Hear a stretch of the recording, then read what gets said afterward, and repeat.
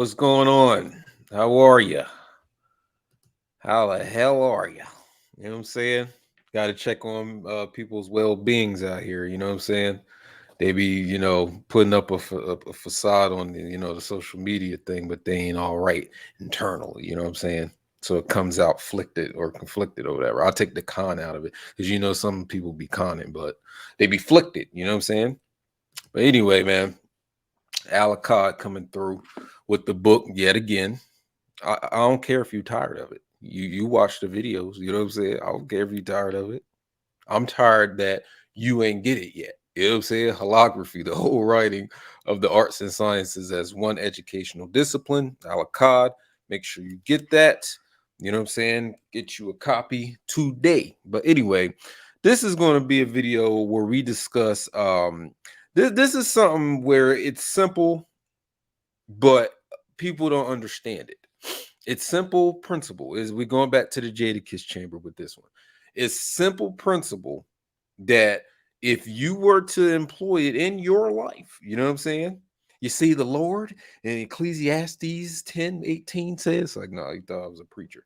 But anyway, this is a something that is effective, and I don't see it really being practiced and dealt with, especially in the conscious community, new age, even in dealing with just regular higher education, quote unquote, dealing with the college crowd or the university circles or whatnot, dealing with questions and rhetoric. What's the importance of it? Let's get down to it, because some of y'all don't know how to put a question. You don't know how to ask questions. You know what I'm saying? Especially when it comes to this knowledge seeking and dealing with the occult, esoteric, spirituality. You know what I'm saying? So we're dealing with the esoteric use of questions and rhetoric.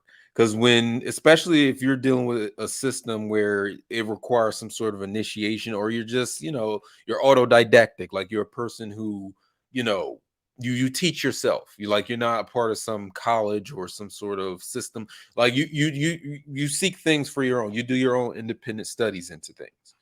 You know what I'm saying? However, a key component to you studying and you being a student and you learning is being able to put forth a question, and also to use rhetoric if you need to use rhetoric, or how to deal with rhetoric. So we're going to get into that. So first of all, let's deal with a question. So how come you couldn't figure out your dream this morning? What's the meaning of those series of numbers you keep seeing throughout the week? Like maybe a couple times a day. Now, you would probably try to answer that question straight off the bat. You probably have already an answer for that question. However, when it comes to questions and rhetoric, this is more about you being able to seek an answer that is already in your ass. So before you go to a book or a reference or a video, me, whoever, you know what I'm saying, whoever you getting your information from, how about starting to understand that you are the source of all the answers you seek? Which leads back to the ancient mandate: know thyself, and thou shalt know the universe and the gods, or whatever you think the gods are. It leads back to you being able to know thyself, self-knowledge, self-acknowledgement. If you are the source of all the answers, why the fuck you asking me anything? Why are you asking anybody? Now, it's not to say that you should not be asking the questions. You should not be, asking other people that seem to be out here teaching things, asking them questions. Of course, ask away. You know what I'm saying? If you see a book somewhere, like my book, see, I always looking for an opportunity so you could get my book. I'm always looking for an opportunity to put this on the screen. But anyway, if you were to, get my book, I'm saying, I'm gonna keep it on the screen for a minute. If you ask me about my book, why I shouldn't be able to refuse you the question. You know what I'm saying? So if you ask me anything about any of the content in this tome, this book, as the author, I'm not obligated to ask or answer your question, but for me, it's like I'm going to answer your question. You know what I'm saying? Especially if you already bought it and you're reading it, right? because you need to know more information about what you just read, or you have something that's, you want to inquire about, or you're still kind of confused about what's being explained in the book. So that leads you to ask questions. But when you asking a question, you got to learn how to put the question, because the way in which you put the question is going to give you the answer that's going to come out of that. So it's also about being able to ask a detailed question, or asking a question that gets to the seed or the root of an issue that you're trying to inquire about. You know what I'm saying? Like if you were to ask me, what is God? Like, what is that? That's a broad question, but narrow it down to be like, well, what is the etymology of the word God? That's a more powerful question, because that leads you to actually not asking me what God is, but you being able to find out where the word comes from and what was its original sense of it being used. You know what I'm saying? That's how you put a question. You got to learn how to ask them, because the best questions that you're asked that you can ever ask is what leads you back to the source of yourself, which has all the answers. So some of y'all don't believe in yourself enough to think that you would like the answers that you seek are within you. You think that you have to read all the books in the world. You know what I'm saying? You got to read this one. Please read this one. You got to read all the books in the world. You got to watch all the YouTube videos. You got to go through all the college libraries. You got to get all the PDFs. When it's like, when all in all actuality, all the answers you could ever seek is really inside of you. It's in you, because this is about self-knowledge at the end of the day. That's the charge of the day. That's the order of the day for me. You want to watch my videos, you want to go by what I'm saying, you want to listen to the shit that I'm talking about, it all leads, the destination is always self. I can never lead you anywhere and it not be end up where you dealing with yourself. Because that's you being led astray. You could be possibly led astray through that. If I sit here and lead you somewhere to this person, this book, this website, that PDF, you know what I'm saying? It should always go back to self. The destination, we whipping, you know what I'm saying? Some of y'all whip game is trash, because I'll be out in the highway in the road. Y'all drive like, you know what I'm saying? Like you ain't passed the test. Like so you paid somebody off to pass you through the fucking driving test. But anyway, you gotta learn how to ask that question, because it leads back to self. So I'm all about asking questions. My questions are always dealing with, how does this lead back to me? If you asking shit that does not lead back to you, it's kind of a waste of a question. Now, I know in your mundane life, you got to ask questions like, if you got an Amazon package, you got to ask, you know what I'm saying, Amazon, like, yo, where my package at? It was supposed to come yesterday. Where it's at? So that's when you go into their website or their app to find out, and to track the package. That's mundane. I'm talking about things of a more philosophical, esoteric, knowledge seeking nature. You know what I'm saying? Learning how to, even just in the mundane, learning how to put a question, because that'll lead you on a path to finding out exactly what you need to know. But here we're talking about more of an esoteric question, like asking about the universe, the gods, spirituality, you know what I'm saying? Life, time, you know what I mean? Wisdom, that type of shit. So what I want to do here is, what I like to do. I like to deal with the etymology, because that's the best question you could ever be sitting here asking yourself. You know what I'm saying? Hold on. So we got this pulled up. Question. What is the etymology of question? What is the roots and the seeds or whatever? All right, let's go ahead and figure it out. I want to lead you to this word here, quere. Querere. From querere. You know what I'm saying? To seek, ask, and inquire. Now, when you look at the word question, what's the thing that you should be focused on in that word? I'll give you a hint. The first 5 letters. Quest. So if you learn to ask a question and you ask the right question, it should lead you on a what? A quest, a journey, a trek, a trip, a path. Because y'all are used to someone giving y'all the answers all the damn time. I'm kind of through with that, because for me, it's like, for me, personally, I'm beyond trying to look for a an authority on these matters. I'm all about knowing all the answers that I truly seek is within me. So that's where my destination is, because it cuts out being led astray. If you're going back to self, how could you be lost? Some of y'all is lost. A lot of people out here are lost because their destination is not towards self. So look where they wind up, in some bullshit as ideology, or some, another belief system that they think is better than Christianity, but in all actuality, it's level with Christianity. So you just chose another belief system. You know what I'm saying? One's not better than the other. You just chose that one because today you want strawberry ice cream and not chocolate chip. All ice cream, but you just don't want that flavor no more. You want the mint now. That's what it kind of boils down to for a lot of people, unfortunately. But you need to start going on a quest when you ask your questions. Start looking to go on the quest, and know that you want that quest to lead back to self. That's the greatest guidance I can give you. You know what I'm saying? Above any of the information or knowledge that I'm kicking about any type of particular subject, this is the central point that you need, that I will put you on. A quest back to self.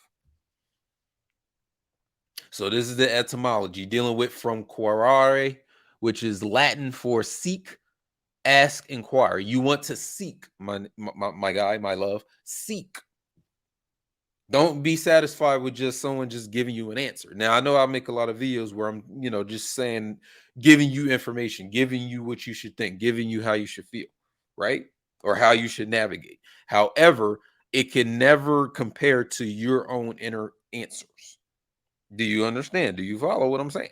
It can never lead to you. It can never compare to the answers that you already have. So it's really like a self excavation or a self archaeology, where you're digging into yourself to find out the answers to your own questions. You can tell who's lost out here. You can tell. You know what I'm saying? I don't know where I'm going.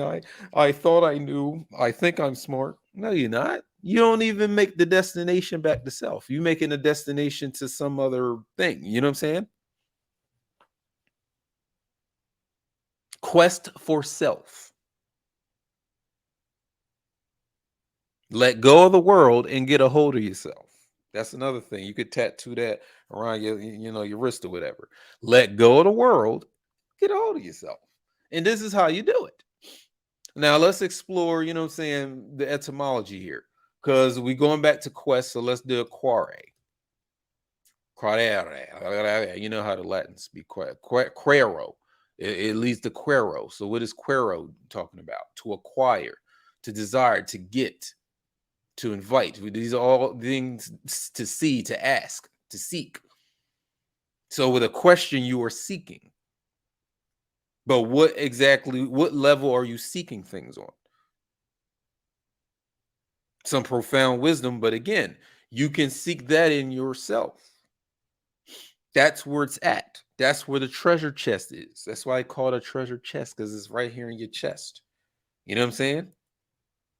Chest meaning not necessarily your physical actual chest, but it's more of a metaphor for your central point of who you are, your central self, your central point. That's where you want to get to. Quest for that central point of who you are. Know thyself, self-acknowledgement. There's a lot of leaders, there's a lot of teachers, a lot of lecturers, a lot of occultists out here, a lot of conscious activists out here. But who's sitting here telling you to go back to self? They're always telling you to do some other shit that doesn't compare to the quest for self. What's up with that? That's how your ass got led astray. That's how you're being led astray now, because you're not making the destination self. Because then it was like, okay, let's start dealing with the esoteric side of this stuff. Because that what I just all said is still kind of esoteric, but you can apply this to any part of your life. But when it comes to the whole spirituality, or semio, which is a synonym, or excuse me, a abbreviation, or acronym for spirituality, esoterica, metaphysics, ideology, occult. This is what you would do when it comes to initiation. So if you're truly being initiated by someone who's trying to bring you into something or actually initiate you, it's more about the question rather than just giving you the information. Yeah, there's a mouth to ear element where I'm telling you things that, other people aren't privy to be known or to be told because they're not prepared and they're not initiated. But a part of that initiation is me asking you certain questions, because by me asking you the question, you go on the path to seek it for yourself instead of me just telling you a bunch of data. You know what I'm saying? You go on the quest to find out for yourself.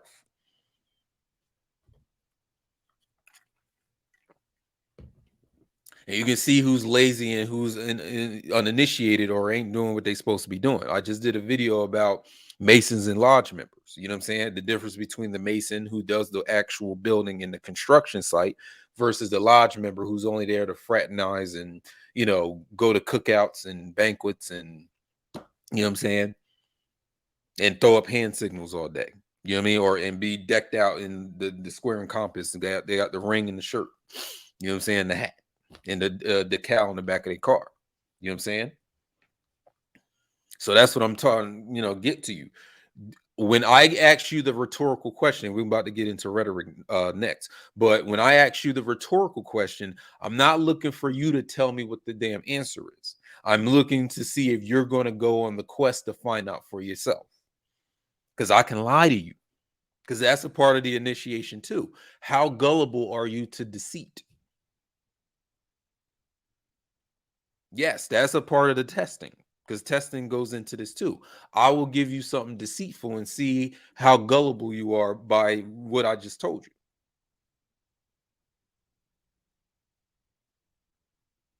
Because for a lot of y'all, all it takes for somebody is to talk some fly shit and dress up a certain way and use a certain, they got stuff in the background of their video to kind of, make it seem like they this and they that. That's all it takes for y'all. And now y'all hooked in. There's no seeking involved. You want someone to give you the answers right there, right now. That's how you get deceived, player. Play it. Now, I'm not actively out here trying to deceive you, but again, if this is a test, I will do that and see where you at with it.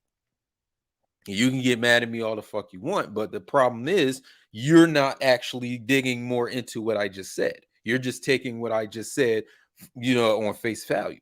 You didn't do any type of research, no studying, no seeking for yourself. You are the container of all the answers. You contain all the symbols, you contain all the elements, you contain all the abstracts. All the principles are right there within you. So the best thing I could ever do as a teacher or guide or advisor or educator, instructor, disciplinarian, all I could do in that capacity is lead you back to yourself. Yeah, I'll tell you stuff just like I'm telling you stuff now, but this is for you to be able to go on that journey or that trek or that path on your own. Stop being afraid to do shit by yourself. This is a path of solitude. Yeah, you might come across people like me or other people where, y'all are on the same path of, knowledge or seeking and wisdom, magic, spirituality, occult, whatever, whatever. However, you are on this path by yourself to seek your own answers. You really think you're going to find the answers exclusively with me or exclusively with some other person, some other teacher, lecturer, occultist, or esoteric study or activists out here in the new age community? That's lazy seeking right there. You know what I'm saying? That's trifling trekking right there. You know what I'm saying? You act like you don't want to go on that journey. And you want the answers right here, right there. And that's why I'm like, hey, if you want the answers, then you know what I'm saying, I can charge you for the answers. If I could be scholarly, you could be dollarly. You know what I'm saying? My Cash App, says down there. And this is another reason why, I say dealing with intuition is, your best bet as well. Because again, You think it one way, but your intuition is telling you something else. You think you know better than your intuition? Do you even know what intuition means? What does intuition mean? So a lot of you will right now try to tell me what it means by me asking it, but you won't go on a search to really find out what it means. Because I know most of y'all haven't done the etymology on the word first and foremost to even know what the fuck the word even came into our our language to be used for. I know the exact etymology of that word. Will you? No, let's take a break right quick. I got a commercial break for y'all. Hold on 1 second. Hold on. Greetings, folks. This is Achad. Had to cut into the video to let you know that this book here, Wholography, now it's on Kindle. Amazon Kindle. So if you have the Kindle service, you can definitely check it out. There's even a longer sample for you to read where you can really get into if you really want to know about my book or not. For me, it's more about getting the book out there rather than trying to make a sale exclusively. So but if you are one of those scholars where you want the book, you want to do some highlighting and some annotating, and you really want to tear it apart, which that's what I really want you to do, then definitely go to my website, holographer.com/the-book. You know what I'm saying? And do it that way. Either way is cool with me. And now back to the video. Okay, we back at it. So now we're going to get into the rhetoric part of this discussion. Let me pull that up. So rhetoric is if you're some half of you, or maybe not even any of you, you're familiar with the 7 liberal arts and sciences, which is a group of 7 I would say chambers that you go through to liberate yourself from whatever it is you're trying to liberate yourself from. This is why it's called liberal arts. So one of those liberal arts is rhetoric. It's part of the trivium. So let me type that up right quick.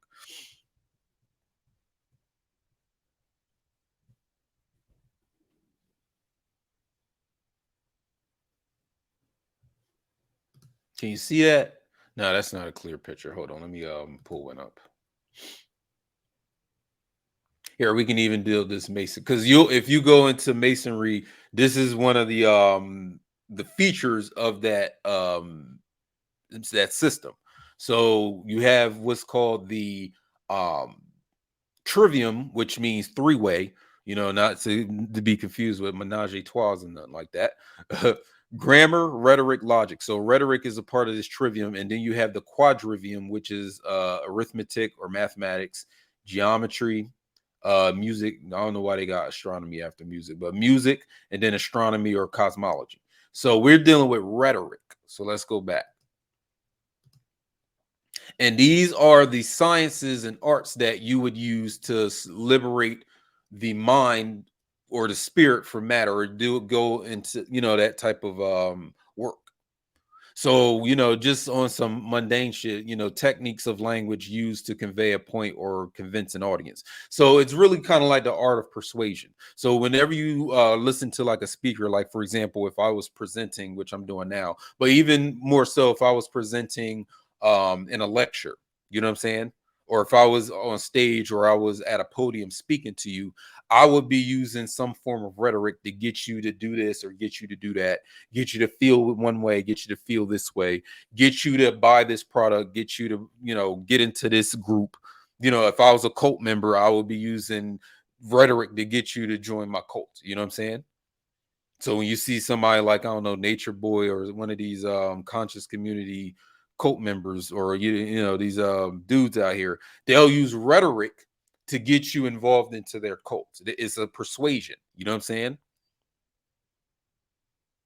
It's a way of using words to sway you this way or to sway you that way. It's just like in my video that I just did, the science of the liquid sword. It's in that realm. You know what I'm saying? But this is you speaking out to people to get them to look at something a certain way, or persuade them to your ideology, your religion, your philosophy. So what I'm doing right now is using rhetoric, or I was just using rhetoric to get you to get on the quest for self. You know what I'm saying? If I was a redneck racist and I was a speaker for people, I'd be using rhetoric to get, white people to be more racist and be a neo-Nazi or something like that. You know what I'm saying? I'm trying to persuade you to do something, feel some type of way, think a certain way. Now, people can use rhetoric for good, they can use it for bad, they can use it to deceive you. It's a tool. You know what I'm saying?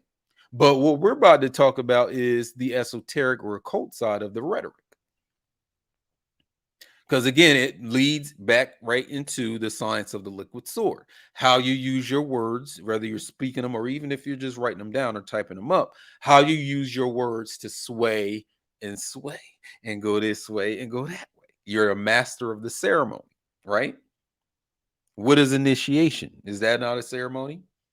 Have you ever been a part of some sort of initiation? It doesn't necessarily have to be anything esoteric. It could be at a college campus, it could be in a gang. You know what I'm saying? Or you're being inducted into like a group or a society or something like that. That's a ceremony. They hold a ceremony, right? You get all dressed up in some sort of way that you get dressed up. There's people watching, you know what I'm saying? You graduating from college or high school is a ceremony. And the master of ceremonies is, one of the teachers or, principals or the coffee breath ass bitches that work at the school that, you know what I'm saying? They're hosting and holding the graduation ceremony so that, they're telling you these people graduated, this person is about to speak next, and you usually get like a little pamphlet that tells you, the outline of the actual ceremony. Like, we're going to do this first, then this second, this third, or whatever. So when we dealing with rhetoric in an esoteric fashion, I'm using rhetoric to get you to go on the quest. Now there was the song, what's the song name? No Church in the Wild with Kanye West and Jay-Z. Now, in one of Jay-Z's lyrics, um, he says something like, "It's pious, pious, and then whose bias do y'all seek?" That's a rhetorical question. That's a question not meant for you to answer right away. It's for you to go on the quest to find out what you really feel and what you really think about what I just said. Because you're trying to give me an immediate answer. You ain't even really kind of think about it or contemplate it or meditate on it. You didn't seek anything out. You did no research, no study or nothing. Stop trying to ask or answer, rhetorical questions right off the bat. Because there's a chance you don't really know because you didn't go on that quest to find out. So the rhetorical question is really supposed to get you to seek, you know what I mean? But also with a using rhetoric is a way to activate things in you. Like, I can say something a certain way, and then it automatically clicks in your mind that, oh, I know what you're talking about. Or it leads you to certain memories, certain thoughts you be thinking, certain things you've already kind of, found out. But because I put the question to you the way in that rhetorical way, now I didn't really have to give you the answer because you already have them. Remember, you already store them inside of you. You just have to go on the quest to find them out, buddy. You know what I'm saying? You're too lazy or you're too, confused to do that, then you need to, sit this one out until you're ready. You know what I'm saying? Go get ready. Go get ready. Y'all not go get your fucking go get ready and stop playing with it. So I can put a question and you automatically get the answer without me having to tell you the answer. That's what you call experiential learning. See, I talk about this in my book. We deal with true education. The true education chapter is the longest chapter in this book. In fact, it could be a whole dissertation in and of itself. You know what I'm saying? Like, if I were to be like in a college setting, like a university setting, this chapter on true education that I have in this book, this could be turned right into a dissertation. Because I was thinking about that, like turning it, because it's long enough to be that too. It's the longest chapter in my book.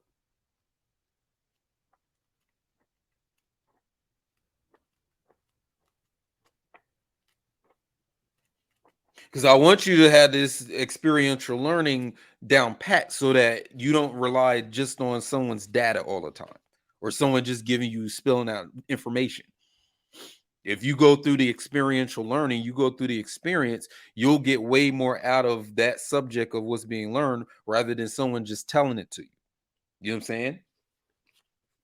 Because if I tell it to you, there's a chance I could be deceiving you. There's a chance that I don't know what the fuck I'm talking about when I tell it to you. But if you went on the experiential learning quest, you'd be able to know exactly what you need to know without even, worrying about someone deceiving you or them being limited in their information when they tell it to you. Trying to help you out. You know what I'm saying? For free at that. You ain't even got to pay for this video, do you? Nope. Nope. So this chapter is about this thick. You know what I'm saying? It's that thick. Just this part right here is that thick. You know what I mean?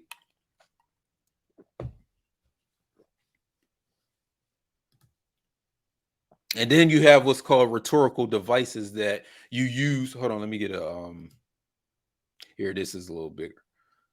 So you use alliteration, for example. Things that would get you interested in what I'm saying, because I can just say things, but then if I add all these different devices to it, then I can sit here and really captivate your attention.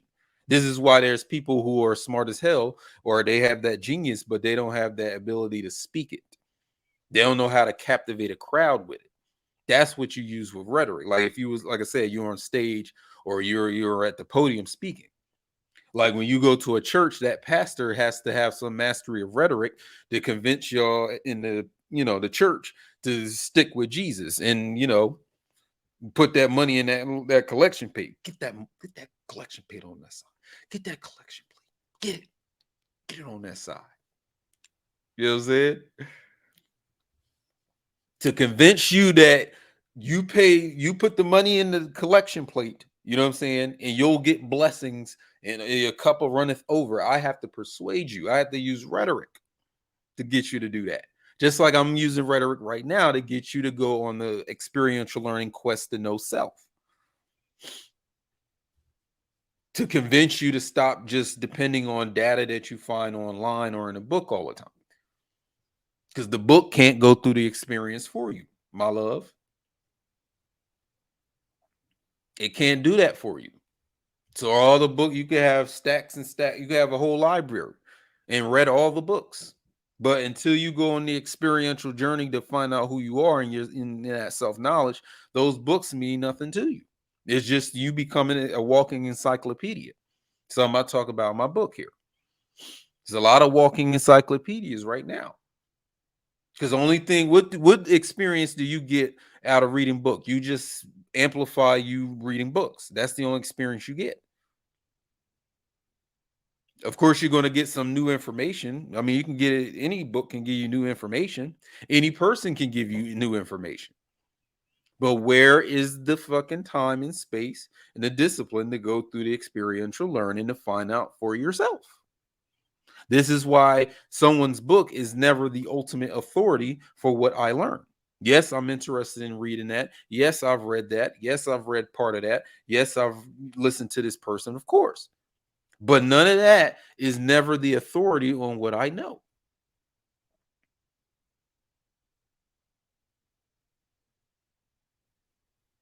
Because no one's above examination, including me. You can examine what I'm saying. You can test me on what I'm saying, just like I could test you. And not only you, I could test all the authors you read, their books. I can test all the lecturers and the occultists and esotericists and spiritualists in this community that you find on YouTube and all that. They're not my authority. I don't have to listen to nothing they saying.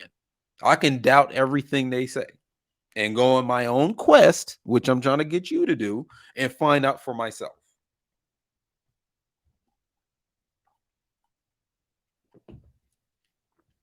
And then you have this, and this is something I actually learned when I was going to that community college like years ago.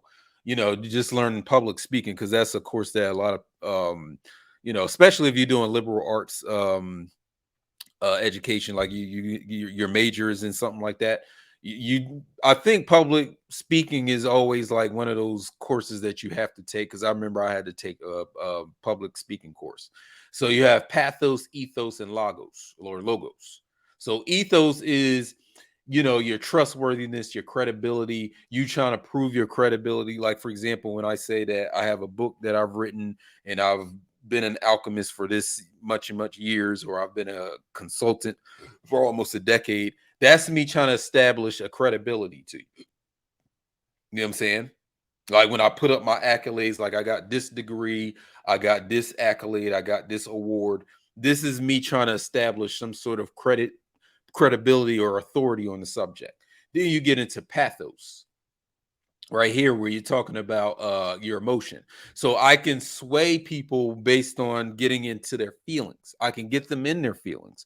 Going back to this neo-Nazi redneck dude, if I was that, I can get a bunch of white people to be racist just by saying stuff like, oh, these black people are taking up all our jobs, or these Mexicans are getting all our jobs. Like, I can get you in your feelings and sway your emotions to my side and make you more racist than you already are.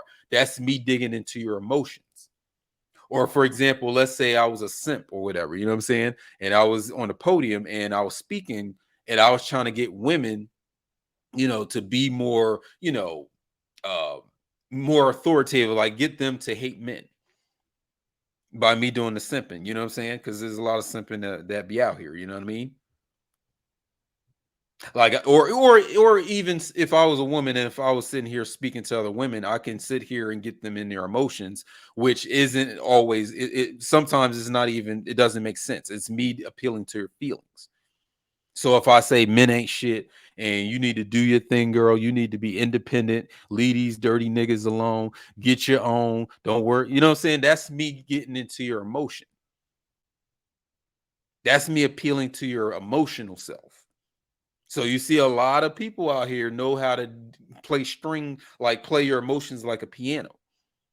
They know what buttons to press, they know what words to use. The news does it all the time, news media. They use pathos to get you in your emotions. Like, for example, when a black man gets shot down by some cops, they're using that to be able to get you in the emotion of fear and anger. And that's for some whatever use they want to use it for. Is there they benefit from you being afraid and then flipping to anger or flipping to sadness. They're keeping you in that vibration for a purpose. You can go do the studies on that for yourself, but that's pathos. And then we get into logos. This is where people try to use facts, scientific evidence, studies, statistics, you know what I'm saying, data charts, that the data chart can be truthful or deceptive, you know what I'm saying, using raw information, raw data. So if I use a mixture of these three things, I can convince you or persuade you to do something. Now, in an esoteric sense, I would be using these three things to get you on the path of questing for yourself. So imagine someone using ethos, pathos, and logos to persuade you to do something that's not really in your best interest. Get the collection plate on that side. Get it on over there. Make sure it's the money that folds and not the one that jingles. They be putting quarters and coins from Mexico and Canada in there. Nah, get the dollar over there. Get the money. Get that money. You imagine it's a preacher that talk like DMX, but and then say if you a fan of DMX and his albums, he usually had like this prayer track on each of his albums where he's praying to God, and you know what I'm saying. You imagine, wasn't DMX doing Pete Rust in Power? I think he was a preacher or doing some preaching. You know what I'm saying, some pastoral stuff. You know what I'm saying.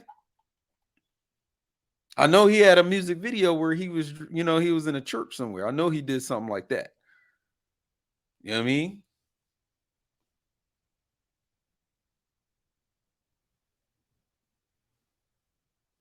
But in an esoteric sense, I would be using this rhetoric to ask you questions where you would go on the quest to find out what it means. So, For example, here's something common that everybody knows. You know the movie The Matrix, the first Matrix with Keanu Reeves and Morpheus. That scene where Neo and Morpheus are or Lawrence Fishburne, my bad. Well, Neo and Morpheus are fighting in that dojo because Neo has already been taken out of the Matrix. So then they upload his consciousness and Morpheus's consciousness to this dojo where they're fighting, and Morpheus is trying to get Neo to really tap into his ability, his power. So he leans down to Neo and says, "You think that's air you're breathing?" That's a rhetorical question, because what it does to Neo is it makes him think about, well, if this shit ain't real, why am I sitting here going through this respiration? Why am I breathing? What is it in my mind that says I have to breathe? If you really think this air you're breathing? That's a rhetorical question. So, in a sense of being initiated, you would be asked these things, not for you to sit here and blatantly just come out with an answer like you think you know. No, I'm asking you specific questions, rhetorical questions that get you on the path to quest for self or get you to know those esoteric principles or whatever you need to know. That's the rhetoric. How many of y'all is doing that? You just want someone to feed you the fucking answers all the time. You too lazy to go on the quest.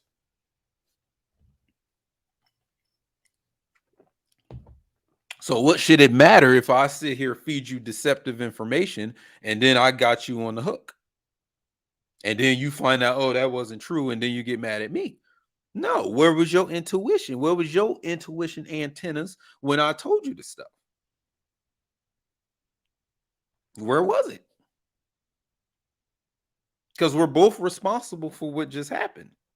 I'm responsible for deceiving you, but you're responsible for being gullible. If you wasn't so gullible, you would not have allowed what I said or did to deceive you. And that's a test that a lot of you are going through and will be taken through. You will be brought through that test. Everyone is. Because you sit here and get mad at people who deceive you, but it's like, nigga, where was your antennas when you was being deceived?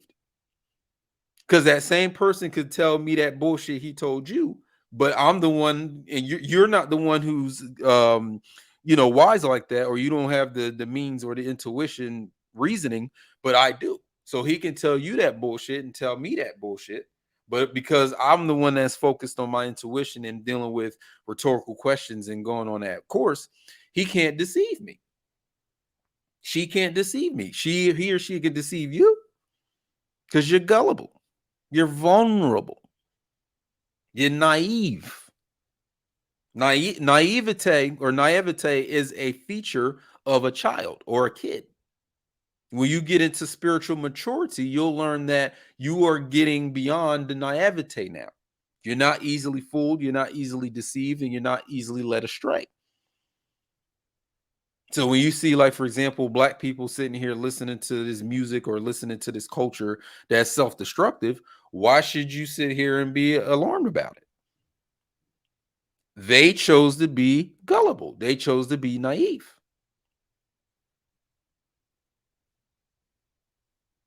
Because this goes back also to ultimate responsibility. If I trick you, shame on me. But if I trick you another time, shame on you. So there is times in your life where you're going to be deceived or you may be tricked. However, you're supposed to learn from that experience so that when someone comes to trick you again or deceive you again, it won't work because you know what the fuck to look for now. You can see it coming a mile away. So now it kind of undermines anyone's argument. Like, for example, if a woman's sitting here saying, "Oh, all men are dogs, they're just trash, they're bullshit." No, it's just that you were gullible, you were naive, and you were vulnerable. So after you had your little heart broken, now is it going to happen again? Have you learned? You should be able to see that type of man that is deceptive and toxic. You want to use that word nowadays, toxic. You should see that coming a mile away. How come you didn't see it, sis? You get mad at white people if they sitting out here doing some deceptive tactics against us as blacks or minorities, or that's what you want to call us. I call myself a majority. I don't know why y'all accept minority as a label, but they sitting up here deceiving black people or doing all this type of stuff. At what point do you decide to say, you know what, I'm not going to let these people deceive me anymore? Because it's up to me to get over my own self naivete or vulnerability or what I'm saying, gullibility, and mature enough to know this is being deceptive, that's lying, that's a falsehood. This is about ultimate responsibility of questing for self. The destination is self. Stop looking for everyone to give you all the fucking answers. The answers are all within. How I'm gonna give you something that's already in you?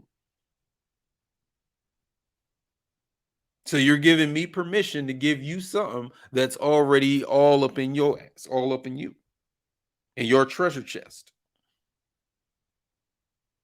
Learn how to put a question. And this is also applies to you asking yourself the questions. I ask myself the questions. I don't need someone to ask me the question. You can ask me to help me go on my journey, but I can ask myself the questions I need to ask myself to get to the answers about who I am and get that self knowledge. Can you? Or are you still naive, gullible, and easily deceived? You're still vulnerable. And that's my time, man. This is Achad. I just wanted to put you on a way of learning that, gives you the ability to know about self.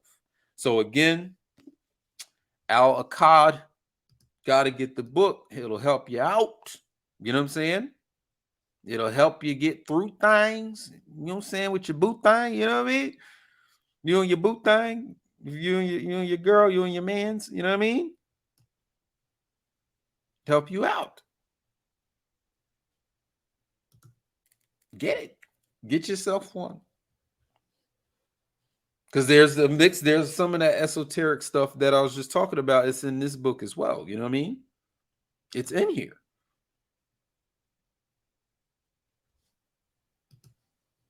Learn how to put forth a question so that you can go on that journey to find out for yourself. You don't have to be my disciple. You don't have to be up under me. Now, if you choose that route, like I said, I ain't going to lead you astray because I'll let you know right off the bat that this goes back to self. But like I said, this is how you can sort through all these people out here telling you some bullshit. You know what I'm saying? You can test people's authority this way too, asking them those certain questions. Some people get upset. You ask them questions. Now, for me, you ask me a question that ain't got nothing to do with what I'm talking about. Then I'm gonna kind of be like, nah, you still in the first grade, and this is college level type of education. You need to go through second grade, third grade, and all those grades to get up to where I'm at. And not even saying that in those sense of arrogance or saying that I'm better than you in that regard. No, I'm saying that you clearly are missing certain degrees in your understanding, and you're around me, and I'm at an understanding well beyond what you was just asking for. You know what I'm saying? That's it. So again, Achad, you know what I'm saying? The esoteric use of questions and rhetoric. And I will see you in the next video. You know what I'm saying? Whose bias do y'all see?